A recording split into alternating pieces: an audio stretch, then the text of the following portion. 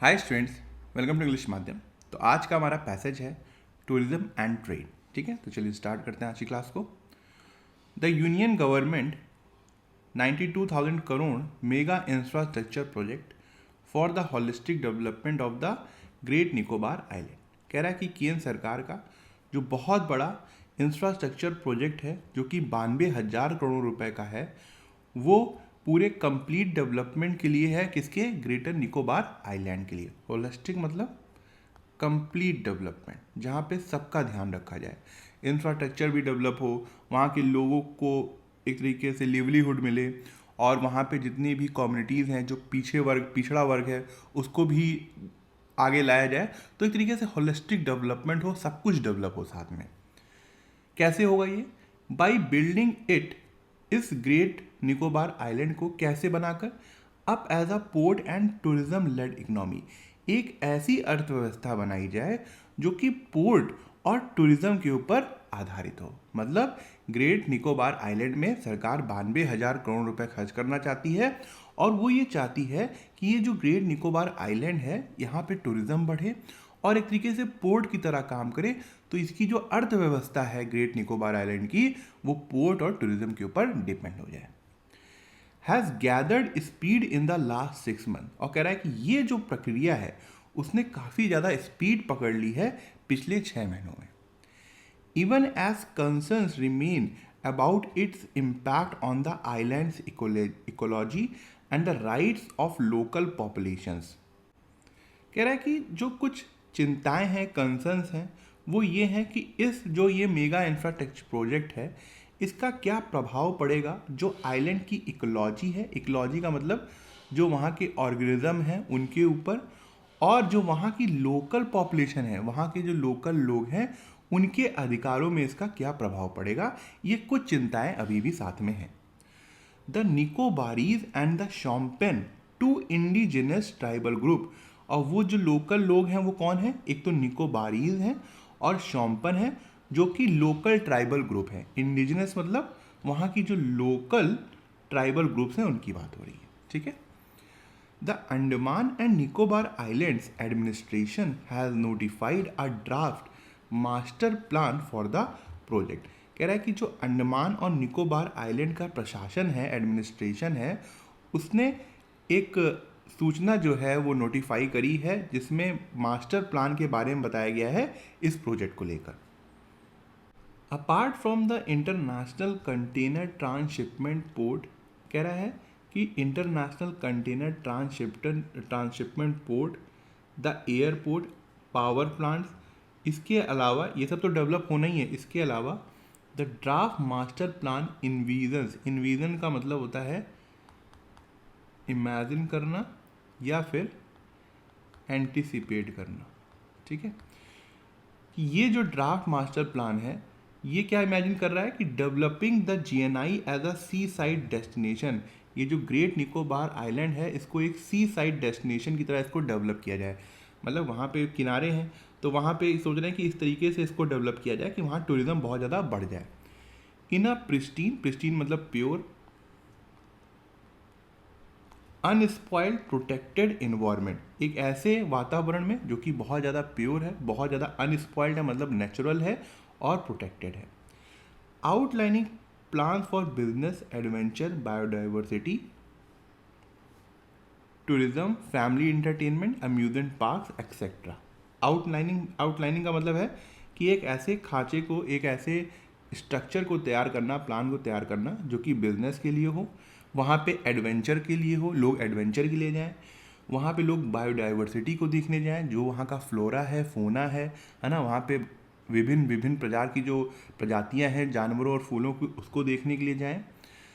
वहाँ पे टूरिज़्म हो, फैमिली इंटरटेनमेंट हो और अम्यूज़मेंट पार्क हो। अम्यूज़मेंट पार्क का मतलब होता है कि entertainment parks etcetera, along with adequate social infrastructure for health care. और साथ ही साथ वहाँ पे समाज के लिए भी इंफ्रास्ट्रक्चर होने चाहिए, जैसे कि हेल्थ केयर के लिए, एजुकेशन के लिए और लिवलीहुड के लिए, रोज़मर्रा की ज़िंदगी के लिए जो लोगों को पैसा चाहिए उसके लिए। ठीक है। The draft is planned for a projected population of over 3.36 lakh by 2055। कह रहा है कि ये जो ड्राफ्ट की प्लानिंग की गई है ये सोच के की गई है कि ये जो निकोबार आइलैंड है इसकी जो पॉपुलेशन होगी वो 3.36 लाख से ज़्यादा होगी 2055 तक, by which the time expected tourist inflow will be a million a year। और तब तक 2055 तक वहाँ पे जो एक्सपेक्टेड टूरिस्ट आ रहे होंगे, इनफ्लो का मतलब जो वहाँ पे अराइवल हो रहा होगा वो 1 मिलियन से ज़्यादा हो गया होगा सालाना। Over 70% of the direct employment the government hopes to create will be in tourism and allied sectors. कह रहा है कि 70% से ज़्यादा जो एम्प्लॉयमेंट है वो गवर्नमेंट ऐसा आशा कर रही है कि वो टूरिज्म से क्रिएट होंगे और साथ ही साथ उससे जो लिंक्ड अलाइड मतलब उससे जो लिंक्ड सेक्टर्स हैं टूरिज्म से उससे क्रिएट होंगे। The current population of the GNI is a little less than 10,000। इस समय जो GNI की पॉपुलेशन है वो 10,000 से कम है। This transformation of the GNI aided by the ICTP। कह रहा है कि ये जो ट्रांसफॉर्मेशन होगा GNI का जो कि किसकी मदद से होगा, जो ICTP है जो पोर्ट वाला है इंटरनेशनल क्या था पूरा इंटरनेशनल कंटेनर ट्रांसशिपमेंट पोर्ट की मदद से होगा। इस क्रूशियल इंपॉर्टेंट है to leverage the strategic importance of the islands location, कि जो इस आइलैंड की स्ट्रेटजिक इंपॉर्टेंस है रणनीतिक इंपॉर्टेंस है उसका हम फ़ायदा उठा सकें। टू लेवरेज का मतलब होता है फ़ायदा उठाना किसी का। At the western entrance to the Malacca strait, और ये जो आइलैंड की लोकेशन है वो इतनी ज़्यादा इंपॉर्टेंट है, कहाँ पर है, ये वेस्टर्न एंट्रेंस में है जो कि मलक्का स्ट्रेट के पास में है। The draft plan has said the port will help India achieve its aim to capture a significant share in global sea traded. कह रहा है कि जो ड्राफ्ट प्लान है इसमें ये बताया गया है कि जब ये पोर्ट बन जाएगा तो ये भारत की मदद करेगा कि वो एक काफ़ी बड़ा हिस्सा जो है ग्लोबल सी ट्रेड का कैप्चर कर लेगा, भारत कंट्रोल में ले लेगा अपने। But while the administration has sought public suggestion and objection for 30 days. कह रहा है कि लेकिन जो वहाँ का प्रशासन है वो वहाँ की पब्लिक से एक तरीके से मांग रहा है, डिमांड कर रहा है कि वो इस ड्राफ्ट में या इस प्लानिंग के ऊपर अपना सजेशन दें और अगर उनको कोई आपत्ति है तो वो 30 दिन के अंदर बताएं। It remains unclear till when this window will remain open. कह रहा है कि ये अभी तक क्लियर नहीं है कि ये जो उन्होंने 30 दिन की विंडो या फिर जो टाइम दिया है वो कब तक रहेगा। Given that the draft doesn't mention when it was notified. कह रहा है क्योंकि ऐसा इसलिए है कि जो ड्राफ्ट है उसमें ये मेंशन नहीं है, ये मेंशन नहीं किया गया है, बताया नहीं गया है कि कब वो जारी किया गया था। मतलब जब ड्राफ्ट आया है मान लो इस डेट में आया तो उसके 30 दिन की जो है हमें विंडो है कि हम शिकायत बता सकते हैं अपनी या फिर सजेशन दे सकते हैं। मगर जब हमको पता ही नहीं है कि ये नोटिफाइड कब हुआ है तो वो 30 दिन कब से स्टार्ट हो रहे हैं ये भी नहीं पता होगा। This draft plan follows another draft plan to relocate local Nicobarese communities to make way for the project. कह रहा है कि ये जो ड्राफ्ट प्लान है ये अलग जो अनदर ड्राफ्ट प्लान है उसको फॉलो कर रहा है और जो वहाँ के लोकल निकोबारीज कम्युनिटीज़ है जो ट्राइबल ग्रुप है उनको दोबारा से रीलोकेट कर रहा है, दूसरी जगह ले जाया जा रहा है ताकि जो प्रोजेक्ट है उसके लिए रास्ता बन सके। The two plans seemingly contradict each other. कह रहा है कि ये जो दोनों ही प्लान हैं ऐसा दिख रहा है कि ये दोनों ही एक दूसरे को कॉन्ट्राडिक्ट कर रहे हैं, मतलब खंडन कर रहे हैं। विद रिगार्ड टू किसके रिलेशन में, वेयर एग्जिस्टिंग पॉपुलेशन में बी रिलोकेटेड, कि इस बात पर कि ये जो एग्जिस्टिंग पॉपुलेशन है कम्युनिटीज़ हैं इनको कहाँ पे रिलोकेट किया जाएगा। Which has renewed fears among these group. और है इसी ये जो दोनों प्लान है जिसमें ये बात की गई है कि इनको रिलोकेट किया जाएगा, इसने एक तरीके से उस डर को दोबारा से पैदा कर दिया है इन ग्रुप्स के बीच में जो कि वहाँ पे रहते हैं। दीज कम्युनिटीज़, कह रहा है ये जो कम्युनिटीज़ हैं have been opposing the projects clearance since 2022। ये जो दोनों कम्युनिटीज़ हैं वहाँ की इंडिजिनस कम्युनिटीज़ हैं वो 2022 से इस प्रोजेक्ट की क्लियरेंस को अपोज कर रहे हैं कि जो सरकार की तरफ से जो इस प्रोजेक्ट को क्लियरेंस दे दी गई है उसका अपोज कर रहे हैं, उसके अगेंस्ट है। एलिजिंग, उनका ये आरोप है that their forest rights had not been settled, कि उनका जो फॉरेस्ट के लेकर अधिकार था वो पूरी तरीके से अभी सेटल्ड नहीं किया गया है, मतलब उनके बारे में इस ड्राफ्ट में बहुत ज़्यादा सोचा नहीं गया है। While the national green tribunal has set aside concerns about the projects impact on the GNI's biodiversity. कह रहा है कि जो नेशनल ग्रीन ट्रिब्यूनल है उसने एक तरीके से जो चिंताएं हैं उसको सेट असाइड कर दिया है, खारिज कर दिया है कि प्रोजेक्ट का कोई भी प्रभाव जो है वो GNI बायोडाइवर्सिटी में नहीं पड़ने वाला है। मतलब जो नेशनल ग्रीन ट्रिब्यूनल है उसने हरी झंडी दे दी है by citing its strategic importance. और उन्होंने ये हवाला दिया है, ये चीज़ बात कही है कि इस आइलैंड की बहुत ही ज़्यादा रणनीतिक इम्पोर्टेंस है, इसकी एक तरीके से बहुत ज़्यादा ये ज़रूरी है हमारे देश के लिए। A challenge to the project clearance remains in the Calcutta high court. और एक चैलेंज भी है इस प्रोजेक्ट को क्लियरेंस को लेकर जो कि कलकत्ता हाई कोर्ट में देखा जा रहा है, मतलब किसी ने याचिका दायर करी होगी। Some have also question the project commercial and naval merits. कह रहा है कि कुछ लोगों ने ये प्रश्न उठाए हैं, क्या ये जो प्रोजेक्ट है वो वास्तव में व्यापार के लिए, बिजनेस के लिए या फिर जो हमारी नेवी है उनके लिए फ़ायदेमंद है भी या नहीं भी है। Considering that the project aims to irreversibly alter the demography. कह रहा है कि ये ध्यान में रखते हुए कि ये जो प्रोजेक्ट है उसका एम ये है कि पूरी तरीके से वहाँ पे डेमोग्राफी को चेंज किया जाए and ecology of the GNI, और वहाँ की जो GNI का इकोलॉजी है उसको भी चेंज किया जाए। इकोलॉजी मतलब जो रिलेशनशिप है वहाँ के ऑर्गेनिज्म के बीच के उसको। द मोस्ट प्रूडेंट पाथ का मतलब होता है समझदारी वाला रास्ता। सैगैशियस, प्रूडेंट का जो सिनोनिम होता है वो क्या होता है, sagacious. Prudent path for the government is to take the time needed, कि वो अपना समय ले, सरकार अपना समय ले, to build a more holistic consensus over it, ताकि वो एक कंप्लीट सहमति इसके ऊपर बना सके। कंसेंसस मतलब आम जो सहमति है उसको बना सके, होलिस्टिक मतलब कंप्लीट। ठीक है, तो एक तरीके से कहना यह है कि सरकार को एक समझदारी वाला रास्ता लेना चाहिए और समय लेना चाहिए ताकि आम लोगों की वहाँ पे जो सहमति है वो पूरी तरीके से इस प्रोजेक्ट के ऊपर बन सके। Consider the following statements regarding the great Nicobar island project. कह रहा है कि ये जो 4 स्टेटमेंट दिए हैं इसमें ये बताना है कि कौन से करेक्ट स्टेटमेंट है। ठीक है, the project envisions a projected population of over 3.36 lakh by the year 2055, बिल्कुल सही है।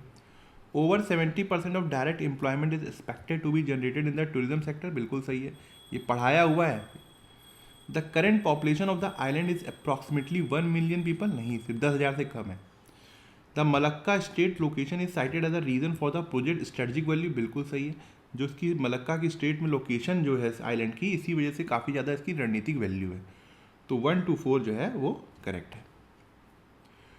What is the primary concern raised regarding the relocation of the Nicobarese communities? कह रहा है कि सबसे पहली जो चिंता थी वो किस तरीके की उठाई गई थी कि ये जो निकोबारीज कम्युनिटीज़ का पलायन कर रहे थे, रिलोकेट कर रहे थे। The two draft plans appear to contradict each other on where people will move. हाँ, ये सही है कि दोनों ही जो ड्राफ्ट हैं वो एक दूसरे का खंडन कर रहे थे कि ये लोग जो हैं वो कहाँ पर मूव करेंगे। Why does the government believe the international container transshipment port is crucial. कह रहा है कि गवर्नमेंट को ऐसा क्यों लगता है जो इंटरनेशनल कंटेनर ट्रांसशिपमेंट पोर्ट है वो ज़्यादा इंपॉर्टेंट है। To help the nation capture a larger share in the global maritime trade, हो सकता है ये। To reduce the total number of tourist, नहीं। To ensure that the Shompen tribes are move, नहीं। To stop the development of health, नहीं। सरकार को ऐसा लगता है कि अगर वो इंटरनेशनल कंटेनर ट्रांसशिपमेंट पोर्ट वहाँ पे बना लेंगे तो उनका जो ग्लोबल मैरीटाइम ट्रेड है उसमें काफ़ी ज़्यादा हिस्सा हो जाएगा। Identify whether the following statements are true और false. The national green tribunal has stop the project due to its impact on biodiversity, नहीं, फॉल्स है। A legal challenge against the project clearance is currently active in the Calcutta high court, हाँ ये true है। Calcutta high court में case चल रहा है इसको लेकर, जो उसकी जो प्रोजेक्ट को क्लियरेंस मिली है उसको लेकर। ठीक है, तो पहला फॉल्स है, दूसरा ट्रू है। In the context of the passage which word is synonym of prudent for prudent.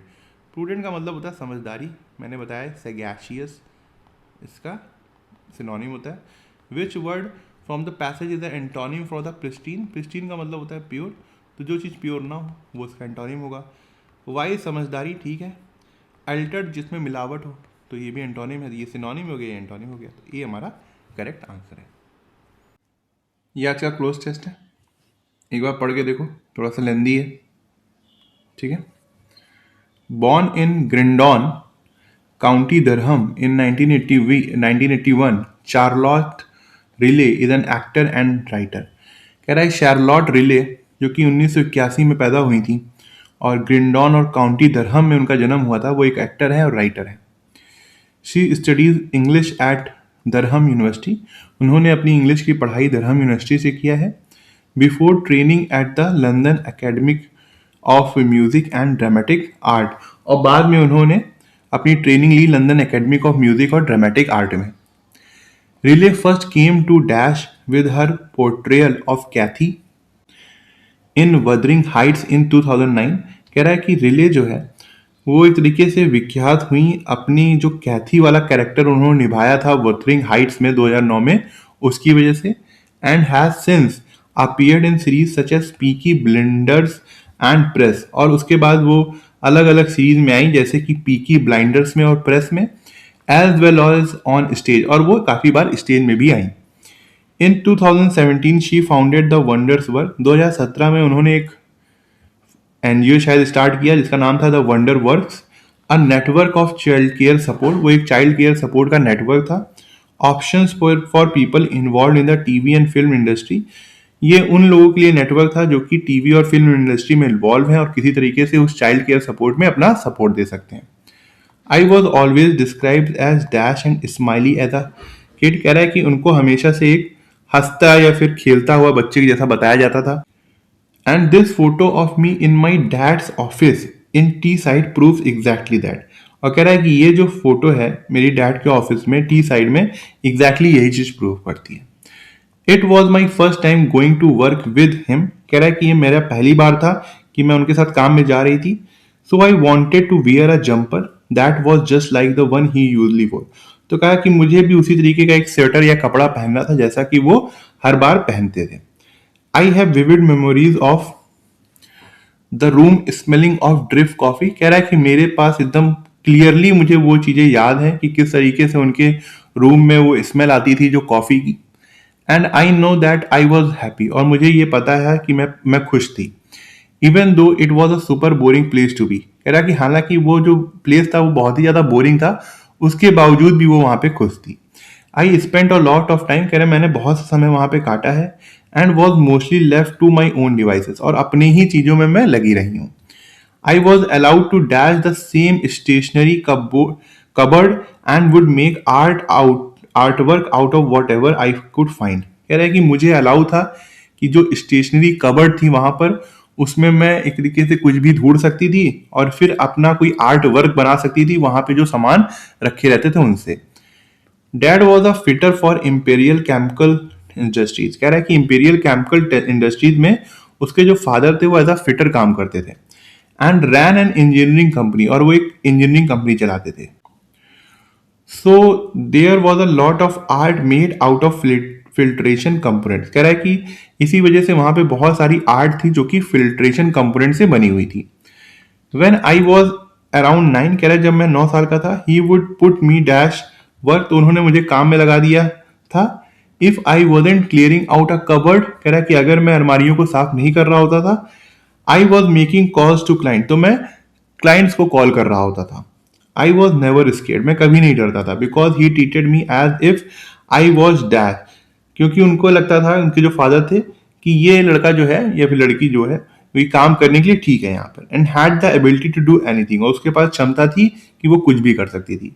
He instil this idea of what the worst that could happen, उन्होंने अपने लड़की या लड़के के अंदर ये आइडिया भर दिया था कि सबसे ज्यादा वर्स्ट क्या हो सकता है। You might be shit at it, चाहे हो सकता है कि तुम पूरा काम पूरी तरीके से खराब कर दो। एंड वॉट, और क्या। I was taught to fail well, कह रहा है कि मुझे फेल होना ठीक से सिखाया गया। एंड एंजॉय फेलिंग, और उस फेल को एंजॉय करना भी सिखाया गया। क्या होगा पहले वाला। Riley first came to dash with her portrayal, एक तरीके से वो फेमस हुए। Came to, came to limelight, came to के साथ लाइमलाइट नहीं आता तो ये नहीं होगा। केम टू प्रोमिनेंस, हाँ एक तरीके से प्रसिद्ध होना है ना, तो इसका मतलब ये होता है केम टू प्रोमिनेंस, ठीक है ये होगा। स्टारडम का मतलब होता है जो बहुत ज्यादा प्रसिद्ध हो जाता है, मगर स्टारडम के साथ हम टू का यूज नहीं करते तो नहीं होगा। अक्लेम का मतलब बहुत ज्यादा प्रशंसा, तो यहाँ पे डायरेक्टली यूज नहीं होगा। तो बेस्ट यहाँ पे क्या है, केम टू प्रोमिनेंस, क्योंकि केम टू के साथ हमेशा क्या आ सकता है, प्रोमिनेंस आ सकता है। और ये जो अगर लाइमलाइट यूज करना है तो लिखना चाहिए था केम इनटू द लाइमलाइट, मतलब वो प्रसिद्ध हो गया, केम इनटू द लाइमलाइट। ठीक है, तो ये होना चाहिए था। तो बेस्ट यहाँ पे क्या होगा, बी होगा। I was always described as dash and smiley as a kid, मतलब वो जो थी, जो एक्टर थी, एज अ बच्ची जो थी, जो बहुत ज्यादा खुशहाल थी, स्माइली थी, और क्या थी, बॉयस्ट्रस। बॉयस्ट्रस का मतलब क्या होता है, बहुत ज्यादा शोर मचाने वाला। तो ऐसा तो नहीं लग रहा है। मिस्चीवियस का मतलब होता है शरारती, हो सकता है, हो सकता है। डिफाइन का मतलब होता है जो बात को न माने। चीकी का मतलब होता है जो थोड़ा सा नटखट हो।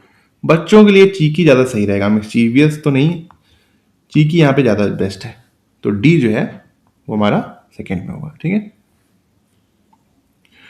आई was allowed to dash the same stationery cupboard, कह रहा है कि जो कबर्ड था वो मुझे अलाउड था कि मैं उसमें जाके चीजों को ढूंढ सकती थी।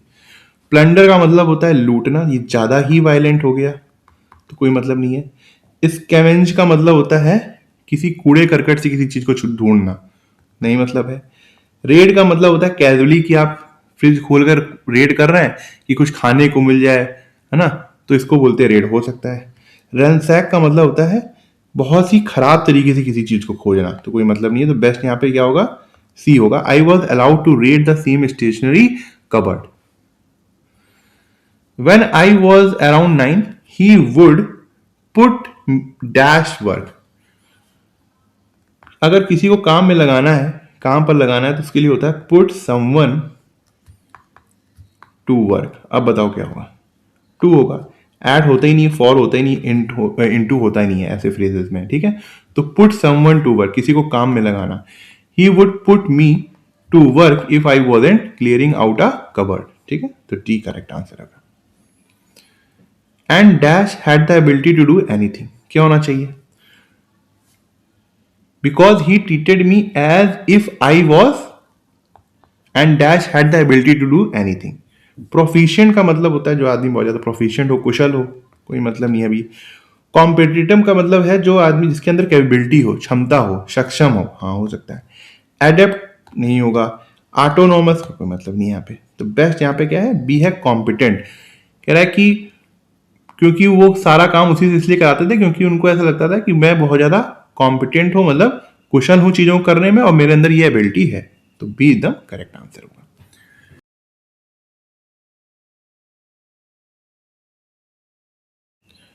However, हालांकि the countries shortage of land has led official to view this estuary village. अब दिस एस्चुरी विलेज, ठीक है, एक ऐसा विलेज जो कि नदी के मुहाने के पास है। तो दिस किसके लिए यूज हुआ, तो ये पहला सेंटेंस तो नहीं हो सकता ना। ऑप्शन को देखो, या तो टू होगा या तो फोर होगा। The Dutch government insists that vast new sites are required to build the infrastructure necessary for the nation's green energy transition। कह रहा है कि जो हॉलैंड की गवर्नमेंट है उसने ये इंसिस्ट किया कि इनको बहुत से बड़े एरिया की जरूरत है कि वो एक इंफ्रास्ट्रक्चर बना सकें ताकि वो नेशंस की जो ग्रीन एनर्जी ट्रांजिशन है उसको किया जा सके, मतलब जो ग्रीन एनर्जी है उसकी तरफ हम ट्रांसफॉर्म हो सकें। ठीक है। फोर कह रहा है, small fishing village of 1100 people in the south of the Netherlands is at risk of completely disappearing from the map. कह रहा है एक छोटा सा गांव है, फिशिंग विलेज जो है जहां पे लोग फिशिंग करते हैं, 1100 लोगों का, वो नीदरलैंड के दक्षिण हिस्से में पड़ता है और उसमें काफी ज्यादा खतरा मंडरा रहा है कि वो अब नीदरलैंड के मैप से गायब हो सकता है। ठीक है, कौन सा खतरा मंडरा रहा है, इज एट रिस्क, किस वजह से रिस्क में है। अच्छा, ये जो गवर्नमेंट ने इंसिस्ट किया है कि भैया यहाँ पर हम कुछ इंफ्रास्ट्रक्चर बनाएंगे क्योंकि हमारे देश को ग्रीन एनर्जी ट्रांजिशन की जरूरत है। फोर ज्यादा बेस्ट लग रहा है, फोर ज्यादा बेस्ट लग रहा है। अब उसके बाद क्या होगा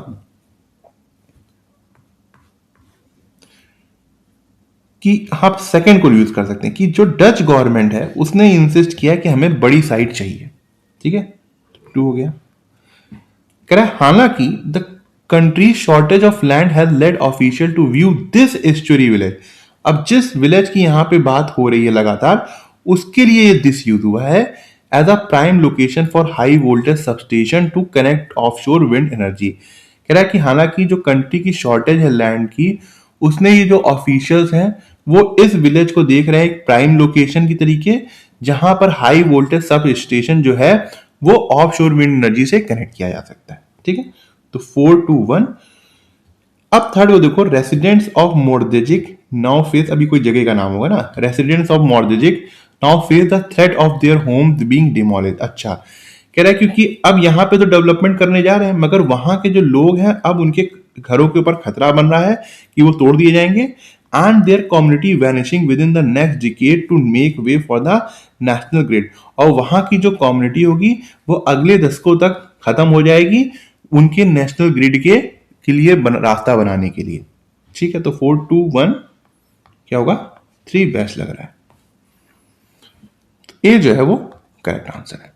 तो ठीक है, आज का लेक्चर यहीं ख़त्म करते हैं। आई होप आपको कुछ सीखने को मिला होगा, और आप कमेंट सेक्शन में ज़रूर बताइएगा कि आपको आज का लेक्चर कैसा लगा और आपको क्या सीखने को मिला। अगर आप मुझसे इंग्लिश ग्रामर पढ़ना चाहते हैं तो आप हमारा ऐप इंग्लिश माध्यम प्ले स्टोर से डाउनलोड कर सकते हैं। ऐप ओपन करते ही आपके सामने होम स्क्रीन आएगी, वहाँ पे आपको 5 ऑप्शन मिलेंगे, मेन, लाइब्रेरी, फीड, लेक्चर, पास। लेक्चर में क्लिक करते ही आपके सामने 2 वर्जन आएंगे, फ्री और पेड। पेड में क्लिक करते ही आपके सामने इंग्लिश ग्रामर का एक सेक्शन आएगा, जहाँ पे मैंने इंग्लिश एसएससी के लिए बहुत ही डिटेल में बताया हुआ है और बहुत ही सिंपल लैंग्वेज में बताया है, जो कि आपकी कॉन्सेप्ट्स को और अच्छा करेगा और आपको अच्छे मार्क्स लाने में हेल्प करेगा। तब तक के लिए प्रैक्टिस करते रहिए। Thank you so much for watching this video.